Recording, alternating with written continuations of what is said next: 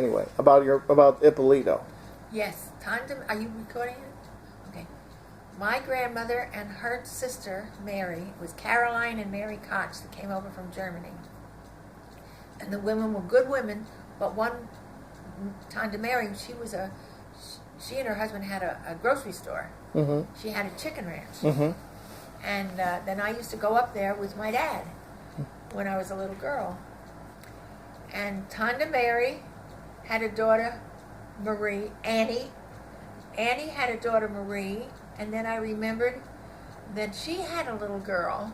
Now that's 4 generations. But I remembered her name as Ippolito because my mother had friends with the same name, and Ippolito is not a common name. Right. Is it It's Italian, right? It's Italian. Okay.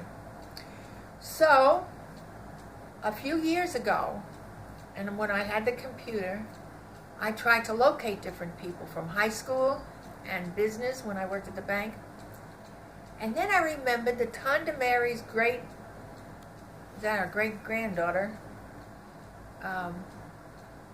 her name, Ippolito. So one day I got on the telephone and I called the operator for White House, New Jersey, because I knew they had this ranch and they had a business, you know.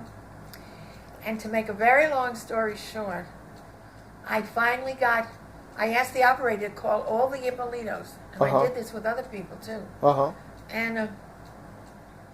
And so one of the families that the telephone operator connected me to, I gave her the story that I was trying to contact a relative with the name of Ippolito.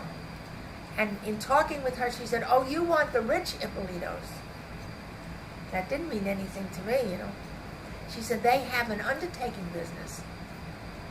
And she looked it up in her local book. Mm-hmm. So, lo and behold, I got the right number, and I called the funeral home, Mm-hmm. and I said, "I'm trying to find the Ippolitos that have the funeral home, and I believe we're related." Well, naturally, the telephone operator at the person answering the phone at the funeral home, she didn't know who I was, you know. So I told her the story, and I said, "Do me a favor." I said, "Here is my name and my phone number." Uh-huh. And I gave her some information. I said, "You call her. I know she'll call me." Right. Now that was, I don't know, 5 or 6 years ago. And now we are in contact. And now I have pictures of her grandchildren.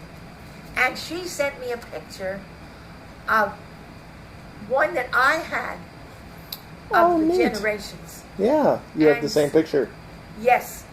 Of Tante Mary, her daughter Annie, her daughter Marie, and Paula. And it was Paula, and she's married to an Irishman, and his name is McCartney. And she sent me pictures of her one son, and we have an email. She was so happy, because she doesn't have any brothers and sisters either. Yeah. And she knows the history. And I told her I need to know about the Schumachers, because I didn't know anything about Mary Koch. I didn't know her husband's name. I didn't know anything about that family. Yeah. Well, Paula, I told her I have a picture of my wedding picture of my father and mother, and I even got in touch with the priest in New Jersey, because I found him in Brooklyn, rather. And he looked in the records in the church, and I have a copy of their marriage certificate, and with my father's name, my mother's maiden name, and the picture that I have shows his best man and my mother's sister, who was the maid of honor. And that was tied together. When I got the priest, he gave me John Schumacher as the best man. So I talked to Paula. She said, "So that's his cousin. He's a carpenter." So now the cedar chest that I have in the den that's going to Texas with me, that cedar chest was made by my father's cousin, who was his best man. And the whole story is all put together. Great. Yes, and I have pictures of my grandmother and